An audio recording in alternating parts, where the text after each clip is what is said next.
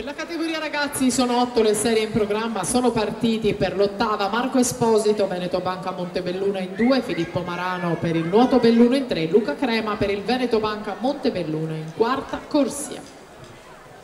Per la 7ª serie invece scenderanno in acqua Gianluca Pasquali 2000 in 2, Alberto Dal Sasso Onda Blu in 3, Francesco Angelo Gastaldello per il Gabbiano in 4, Edoardo Michelini per il Rovigo Nuoto in 5, Luca Crema intanto avanti a tutti 34-53.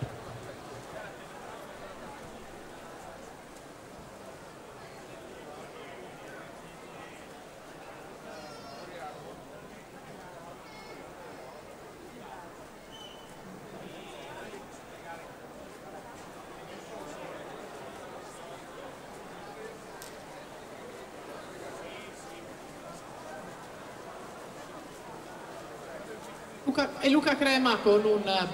gran bel margine di vantaggio mette la firma a questa 8ª serie, 1:13.56 per lui davanti a Marco Esposito, 1:20.74 chiude anche Filippo Marano, 1:24.49.